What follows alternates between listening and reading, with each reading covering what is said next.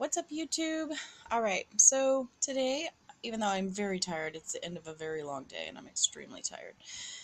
But I'll do at least an introductory video of the one that everybody's been asking me about, and that is the sour jar. Now, I'll give credit where credit is due. I originally learned this from Miss Avie, and she is a hoodoo practitioner. And I do believe she's the one that kind of brought popularity to the whole sour jar thing. Um, you can find her. She is Hoodoo Delish on Facebook, and she has a lot of good instructional videos. And I've gotten some really good ideas from her. So this is kind of where I learned about the sour jar, and then what I did is I made it mine because I did it a little bit different way than what she did, or added different ingredients, I should say, because I'm a witch. She's a hoodoo practitioner, and as a hoodoo practitioner, she works with Jesus Christ, the Holy Ghost, and God, the Christian version of God, I believe. Um, and like I said, I work with magic and spirits and energy, and I do it more as a witch, more witchy. So, what is a sour jar? Okay, basically, it is a jar, it is a curse, it is black magic. Um, it is, you can make it whatever you want, and that's what I love about sour jars. They work fantastically, and you can kind of make this whatever you want it to be. So, get out your creative side for this one. Especially when it comes to curses and sour jars and things like that, and dark work. It's fun for me. Sorry, but it is. So the whole purpose of the sour jar, sorry if I get sidetracked, it's been a long day. Um, the whole purpose of the sour jar is just like it sounds, it's to make somebody's life sour. Okay. And, you can put it just, what I have found is it causes lots of little inconveniences in their life. Nothing extremely terrible, at least that I've seen yet. I guess it depends on, again, get your creative side out. It depends on what you put in the jar and how you do it. Okay, so what you want is a glass jar. Do not use plastic. You always want to use glass. And the reason for that is glass is made of sand, which means it's something that originally comes from the earth, whereas plastic is man-made. It's also porous. So you want to use glass and metal whenever possible. And because of that, I use baby food jars. So occasionally, if I'm running low, I'll use baby food or apothecary jars if you can find them sometimes at the shop.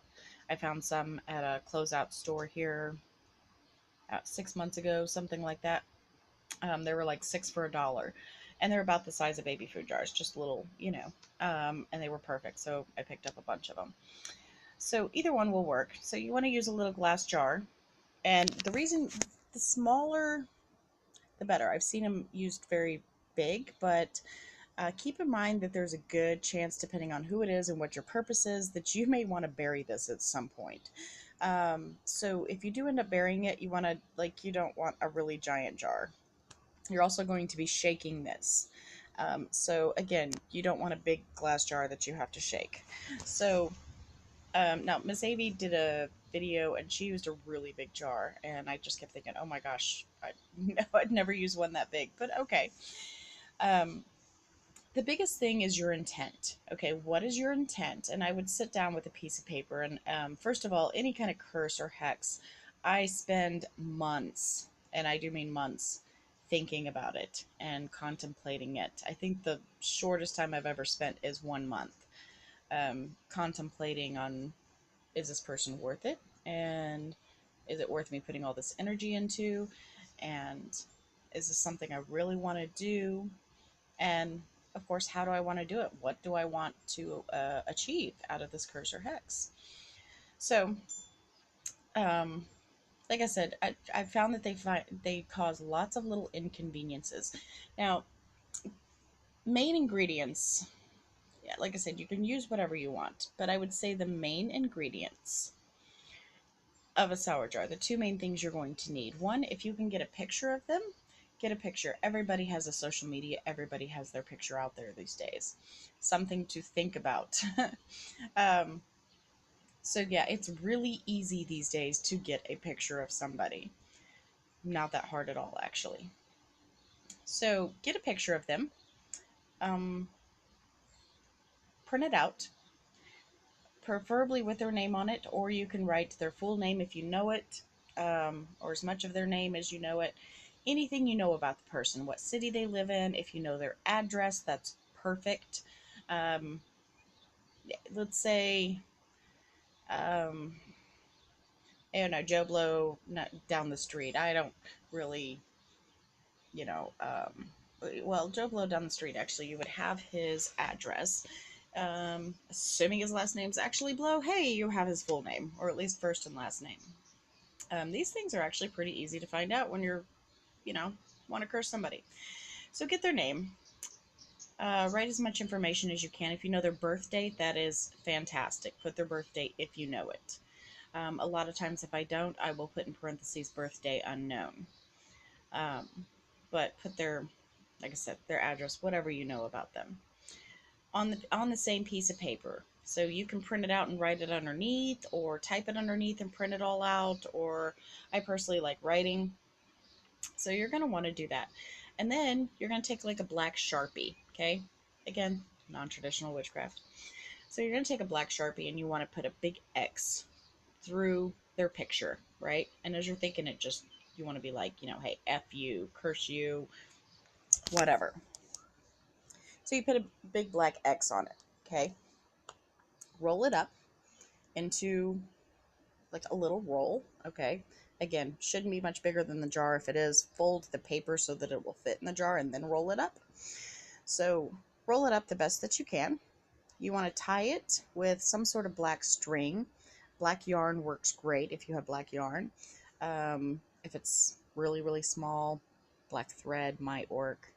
I usually, anytime I go to throw out clothes or go to donate them, I look. If it's something all black, I'll cut strips. So I have little strips of black, because you just never know. I find needing those a lot. Those, red, pink, white, because it's always all purpose. Yeah, I try to cut little strips and I keep them in a little bag, so I have things like that. So tie it up in something black, okay? And put it into the middle of the jar, best you can. I usually put something down at the bottom. Graveyard dirt works great if you're working with a spirit. If you can get the graveyard dirt of the spirit that you're working with, fantastic. That works great. So I put a little of that at the bottom, and then it makes the picture kind of stick. And now this is why I said this is kind of an instructional video. I'm not actually doing one. At some point, I will do a video soon, I promise, guys, of how to actually do a sour jar. But this is my explanation for now.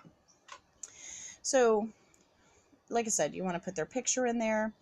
Now, what I like to do, and you can roll this up separately. I personally like to do this and roll it up with the picture and tie them together. You're going to write their name 3 times across a piece of paper, okay? Jane Doe, Jane Doe, Jane Doe, right? All right, so you're going to write their picture. I'm sorry, it's been a long day.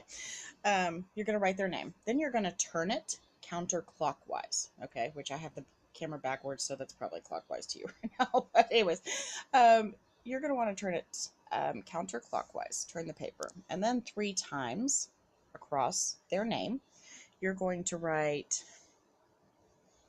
I curse you with, whatever you want to curse them with. I can't think of a good example. Let's say you want that person to cheat on their partner or something. I curse you with infidelity, or I don't know. Be as specific as you can, though. And if you just want to make a general curse, like I just really hate this person, I just want lots of little bad things to happen to them if possible, great. Make a little thing that says, okay, I curse you. But I try not to make it that generic, okay? You want to be a little more specific of what you want to happen with this spell. So then you write, okay, I curse you, I curse you, I curse you, okay? And now you can do that 2 more times, turn it up again, write their name again, and same thing. 2, I feel like usually does it. Then I turn it kind of diagonally a little bit, and you sign your name across it, okay?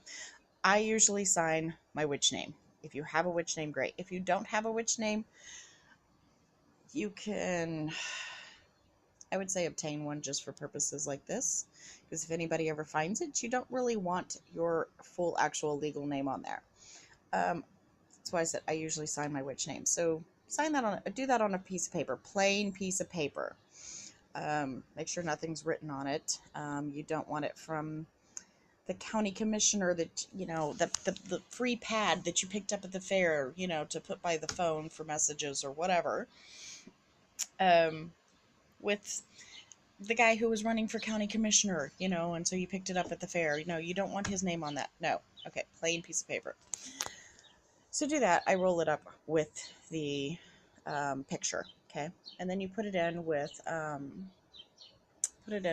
like I said, some dirt. If you have graveyard dirt at the bottom, that's perfect. So you put it in with the graveyard dirt, and then this is where the creative part gets fun, okay? Add whatever you want. I love thorns, okay? I will usually go out in the really early spring before everything starts blooming, or really late fall. There's a good park around us where there's a lot of brambles. And I pick the thorns there when I get low, and go in, and I'm sure you can go around to lots of parks or roses, whatever. Collect the thorns. Always ask permission from the plant if you can take them. Like I said, I go to that park. I go and I collect the thorns off the brambles. I always ask, and I will lie. Sometimes I do get a no. I've had a few plants tell me no, and that sounds weird. People are like, "What? The plant's talking to you now?" No, it's more like when you're going hotter, colder. You're a little hotter, you're a little colder. Okay, you're getting closer. Now you're getting further away. Remember that game when you were a kid? Okay, and it's kind of that feeling. You get a feeling of, yeah, okay, or warmer, that colder feeling of no, or they're really hard to come off. You get that feeling, and then try to pick one anyways. It's going to be really hard to get off. You watch. So thorns, and then when you put it in, this is the important thing. Anything you put into it, you want to specify thorns. So may your life be filled with lots of little inconveniences. Okay, something like that. May they poke you and prod you, or whatever. Okay. Straight pens work really good. I always put a slice of a lemon and a slice of a lime in there. And again, depends on how big your jar is, okay? If it's a smaller jar, you're going to just use a slice, maybe 2-3 slices total, okay? If you have a little bit bigger jar and you can fit like half a lime, half a lemon, squeeze the juice. Definitely squeeze all of the lemon and the lime juice, because you want their life to become sour. You want things to start going wrong. Their life just suddenly sucks. Okay, squeeze the juice in there, definitely. And then, like I said, put a couple of slices, seeds, if you can fit those in there. Work great. Let me think. What else? I use lots of herbs. I used, oh gosh, I'm trying to remember. Cayenne pepper is always good. Little bitty feathers. If you find little feathers, or maybe you live on a farm and you have chickens and you can get lots of little feathers, are great for causing allergies. So you can take lots of little feathers and put them in there and say, may your allergies flare up. Now, I'm being very nice with this. You can take this very dark and make it, brutal. But I'm not trying to really, truly hurt anybody. I just want their life to suck. So, like I said, it depends on what your purpose for the sour jar is. What did this person do to you? Why are you getting revenge? And, what do you need out of it? So let me just show you. Here's a little sour jar I have, right? Okay, like I said, baby food bottle. I burn black wax or black candles on top of it. How well can you see that? Okay, there you go. Put it in the light because the sun's coming down. So you can kind of see, it looks muddy, dirty, right? Yeah, looks muddy, looks dirty. That's because I have a whole lot of graveyard dirt from a spirit I work with in there. sulfur powder. Oh, may your life stink, right? Um, or may all the good smells suddenly turn sour, smell bad for you. Um, this is not a main ingredient, but this is where you get creative. You can put, look around the house, and believe it or not, I told a friend of mine about this, and a friend of mine got to looking around her house, and she goes, "Oh my gosh, when I got to looking it up and really paying attention to all the weeds around my house, all of them are poisonous." Well, there you go. Okay. Um, she picked some poisonous herbs and put them in there and said, may your life turn to poison or something to that effect. I don't remember. I'm trying to be very generic here because I don't want to, you know, I don't want anybody to think like I'm doing an actual sour jar. I'm just trying to give you suggestions. Be creative with it. That is the biggest thing. Be creative with it. Um, Now you're going to get everything into the sour jar, right? You've got all your herbs, you have your little piece of paper, you have their picture, it's all rolled up, it's tied into black, you've got lemons, you've got limes. The very last ingredient you want to add is vinegar because that makes their life very sour.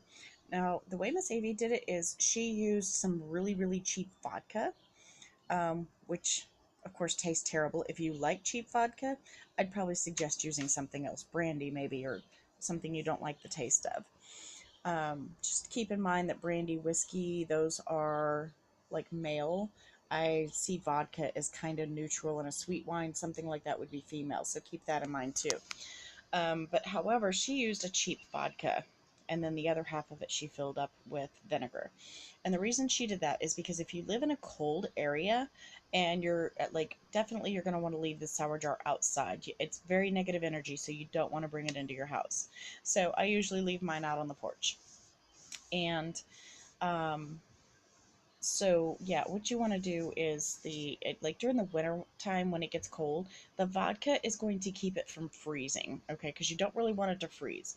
So in the wintertime, sometimes I do have to bring mine in just long enough so that it doesn't freeze.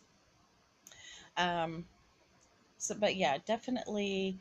So fill it up with, you could, like I said, you can do half vodka or half brandy, something that is a very high proof liquor, and vinegar. I believe mine just have vinegar though. Because I'm not really a big drinker, I didn't have vodka, and I wasn't spending an extra $10 on cheap vodka that I'll never drink for this. Also because it was like spring. So I think I made this one originally in the winter, but yeah, it's still going. But now it's nice enough that I can leave it outside, but it has stayed outside most of the time. So you fill it up, and you fill it up almost to the top, as close as you can. You you really kind of need, if you can, only slightly more liquid than you do have of dry herbs and dirt and things like that, because it makes it shake better. This one turned out really, really well as far as the ratio. So and then the next thing you're going to want to do is take black wax, okay, from a black candle. And you're going to put it all around, let me do this so you can see. Okay, all around the edges here to kind of seal it because they will leak, okay? And you don't want them leaking. So let me see if I can kind of show you. See up underneath there how it's like nice and sealed, okay? And then once a month, on the full moon, I take a black candle, I carve the person's name onto it, and then um, I think this is just a kind of a general one, and I just put "Your life sucks." Okay, the last one, that's what I did, and then you're going to get, black wax running down it, kind of like so. The lighting kind of sucks right now because yeah, I need to be facing that way, but that's okay. Okay, so this gives you kind of an idea, and to me that looks very, very pretty. And you can also come back later and look at the candle reading, the reading on this, or the wax reading. The wax on this kind of it's called a trail of tears, okay, which means basically this person's going to end up crying a whole lot, which I'm okay with. Okay, now the very final thing, you get it all sealed, you get it, oh, another little tidbit that a friend of mine just made, and she um, kind of hipped me onto, and I like black electrical tape. Okay, again, non-traditional witchcraft. This one doesn't have it, but black electrical tape around it to kind of help seal it also and keep it from. Oh, dang it! I'm losing wax here. Okay. And to keep it from, um, I lost my train of thought. Sorry. um, yeah, anyways, okay. So I lost my train of thought. I'm sorry. It's been a really long day. Um, so anyways, I'm at 20 minutes already, and I'm sure you guys are tired of hearing me talk. So basically, this is my shower jar. Now, the very last thing you want to do, and some of this is going to come off when you do this. Try to keep all the black wax that you can. Save it and bury it somewhere far away from your home. But what you want to do is you take it and you shake it. Okay, shake the little sour jar. Shake, shake, shake. I did a whole video on how to shake these, and it's hysterical. And one of these days I will post it. I'm just not brave enough yet. So, anyways, you're gonna shake it. And this is another reason why I also leave mine out on the porch, okay?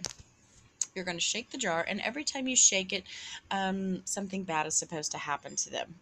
And now, the way I have found it is, I wouldn't say every time I've shaked it, something bad has happened. Of course, this is an enemy of mine. So, and I don't hear about this person a whole lot, so, I mean, there could be lots of little inconveniences every time I shake it, and I just don't know about it. Um, but I mean, I did get some feedback on it, so I wouldn't say every single time, at least not that I'm aware of, does something bad happen. But if you shake it, just you're walking out the door, you're on the porch, shake it real quick, go to work, whatever, or bring it out, a couple days a week, shake it up, then put it back down. It's supposed to really shake their life up. Okay, that's the whole point. And what I do when I pick mine up, I go, "Oh, does your life suck? I hope your life sucks." And I put it down. It can seriously be that quick, that simple, that easy. But you're still picturing that person, and you're just picturing their life just sucking. So pick it up and say, "Oh, does your life suck? I hope your life sucks." Set it down. Walk inside. Wash your hands. Um, it does need resealed, I would say once every couple of months. The wax does tend to break with the shaking, and the seal does sometimes come loose. But the more that you burn black candles over it, like I said, I do it once a month or so, and the more you kind of put more on there, reinforce it, it'll stay closed. When you are done with it, you can bury it. If you ever wish to break this, you just break the jar. You break the jar, you break everything in it far away from your home, of course, um, and bury as much of the remnants as you can. So keep in mind, um, I know this video is specifically for a sour jar, but do keep in mind, as above, so below. There's always a yin and a yang, a dark and a light. This can be used as light work also. Okay, you can also make a blessing jar, and then you would put good herbs, and you would put maybe your own picture in there, and you would put your own name, and put something the three times. Finances will come your way, or this or that, or whatever it is, whatever you need a blessing for. Maybe you're trying to have a baby, and you want that to happen. Something depending on what it is at the current moment that you're wanting in your life. So you can do that. Again, dirt, you can work with spirits. I absolutely would not use vinegar. I would probably use rainwater, any kind of natural water, salt water from an ocean, natural water from like a spring. I'd avoid man-made lakes if possible, but rainwater, if you collect it, and you can collect it in a bowl when it's storming. Um, yeah, you can do anything like that. And obviously, because it's good work, you can bring it inside. So you don't have to worry about it as much about it freezing. So that's what I would use as a liquid if you want to make it like a blessing jar instead. Um, and then, something like that I would put next to probably my coffee maker every morning and just give it a little shake, or maybe in the bathroom, because you go to the bathroom at least once a day, right? So shake it up and watch good things come your way. I hope you've enjoyed this video. I'm sorry, I know I've rambled on, but I'm just really tired. It's been a very long day. But a lot of people have been asking me about the sour jar, so that's kind of an idea. You can kind of see mine. You can see how big it is, about how I did it, and that's kind of my instructions of what you want to put into it. But like I said, get creative with what you want to put into it. The main ingredients you're going to want for this are obviously the vinegar. Um, vodka or alcohol of some sort if you want to add it. Like I said, mine doesn't have it. Just pure vinegar works. Lemons, limes, um, hot peppers, ghost peppers, unless you like that sort of thing, then I would avoid that. But yeah, hot peppers, anything like that is good. And, um, you know, any kind of good herbs, depending on what you're working with. Again, if it's like a finance jar, things like that, yeah, obviously I'd put money related things in. There was one sour jar that I did put a penny in, but it was an unlucky penny. It was one that I found. It was tails up. I said, "Oh, unlucky penny. What am I going to do with this?" Just so happened that night I was making a sour jar, and I went, "Oh, hmm." And I threw it in and said, "May your finances dwindle." Okay, so that's kind of how you want to do it. It's all with your intention. Um, your intention has a lot to do with it. When you're burning that black candle, look at the flame, really concentrate on what you want to happen to that person. Um, and yeah, that's about it. And you can use it for good or bad. I mean, this is the main point of this was a sour jar, but you can also make a blessing jar for yourself or for anybody else and hopefully bless them in the same way. So, all right. Again, if you have any questions or comments, make sure you subscribe below. So you can subscribe and comment below. Thanks, guys. Have a blessed day.